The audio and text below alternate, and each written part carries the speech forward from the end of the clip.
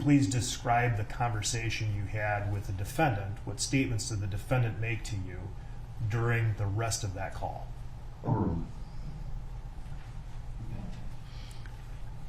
I believe he told me that 2:30 here.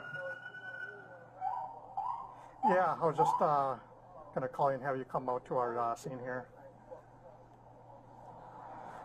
Not really, but we just had to hold the guy down. He was going crazy. Wouldn't go in. Shutting off for the moment. Wouldn't go in the back of the squad. All right. Council 75. Yes, Your Honor. All right, thank you. Now, sir, do you recognize the voice in that call? yes, And whose voice was that? Officer Chauvin. That was the conversation, or at least his end of the conversation, as you recall it on that day that you just described. Yes. He made a reference to shutting off. Can you explain to the jury what that was in reference to? I probably asked him if he had his camera on or off, since we're having a private conversation. And that would be within policy, within the body-worn camera policy, for him to shut off during that conversation. Is that right? Yes. All right.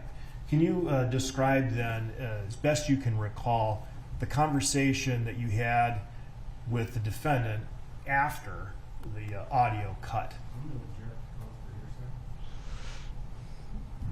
Could you ask the question again? Yes, Your Honor. Can you please describe the conversation you had with the defendant? What statements did the defendant make to you during the rest of that call?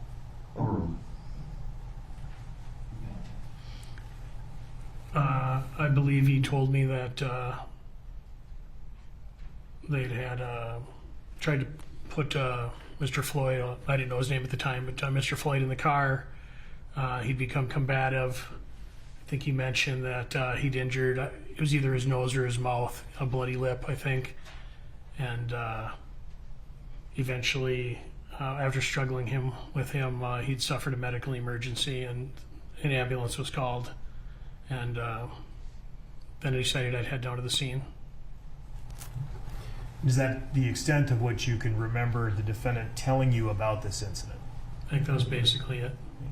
Did he tell you whether he personally applied any particular type of force or restraint to Mr. Floyd? I don't believe so. Did he tell you whether or not he had to, or other officers, pin Mr. Floyd to the ground? I think in the conversation there he said something about held somebody down. Did he mention anything about putting his knee on Mr. Floyd's neck or back? No.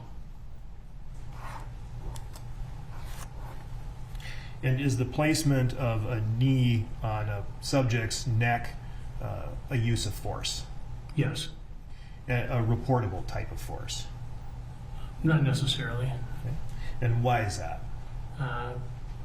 If we're handcuffing somebody in a prone position or fighting with someone, it could happen where your knee ends up on their neck. Okay. For about how long? I guess whatever's reasonable. Okay. And which would be when? Until you get control of the party, I guess. Control is in the person is then handcuffed?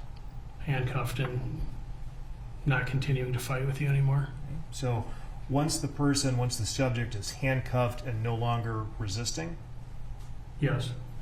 at that point the restraint should stop. Yeah.